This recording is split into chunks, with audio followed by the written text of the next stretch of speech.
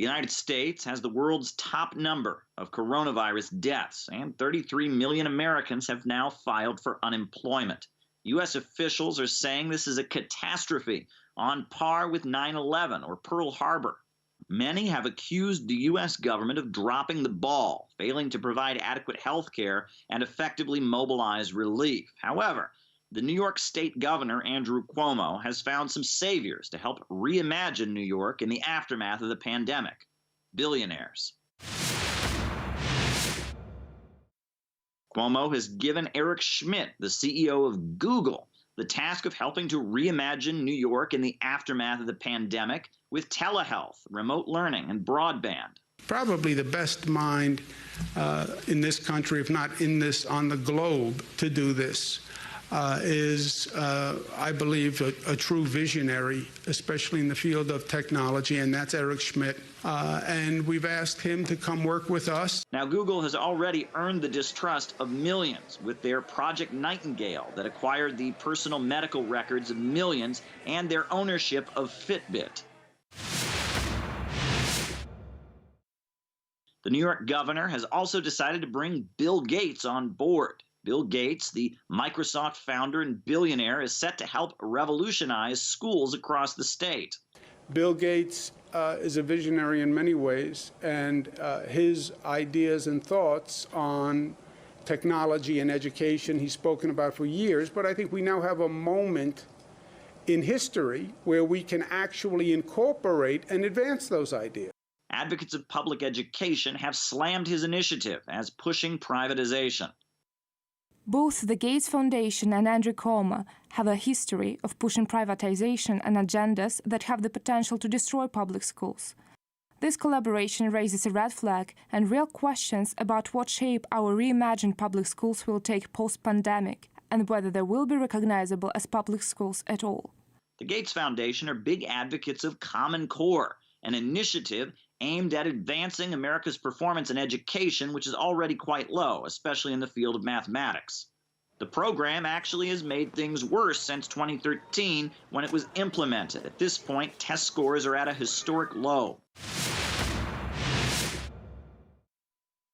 Former New York City Mayor Mike Bloomberg has been drafted to help out in the field of healthcare. He's set to create a human contact tracing network. Mayor Michael Bloomberg has volunteered to help us develop and implement the tracing program.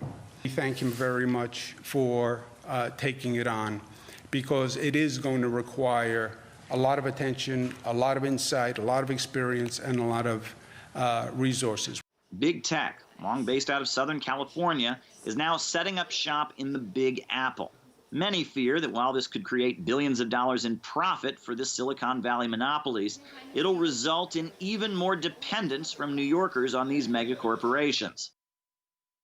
Can't think of a worse or more dangerous development than this one. Hope New York education and healthcare unions are getting prepared for the fight of their lives. Cuomo is trying to take out the troubling democracy play acting and go straight to rule by billionaires. Monday, Gates. Tuesday, Schmidt. Next up, Bezos to reimagine the future of the economy, and Zuckerberg to reimagine news. Friday, maybe BlackRock just runs everything. First Bill Gates and now Eric Schmidt. These are not people who should determine for us how best to provide services to everyday New Yorkers. Instead, we should tax them more so people whose job it is to decide state policy can do so more effectively. Now, the pandemic is far from over. NYC is still shut down, but the race to dominate the post-COVID-19 world has already started. And not surprisingly, the billionaires have gotten a head start. You know, it doesn't surprise me that Cuomo would do this. So, let me tell you about Governor Cuomo. Real New Yorkers see what he does. We see that just in the recent state budget, he cut $2 billion from Medicare. He cut $400 million from hospitals in the middle of a pandemic. We see him, and also he never taxes the wealthy. He never taxes. There's so many proposals in the state assembly to tax millionaires, to tax corporations. To me, it's like a bunch of billionaires getting together and creating new institutions in this post-COVID world. They live in this echelon, this world unto their own, and you really see how they lose touch with, the normal, ordinary person.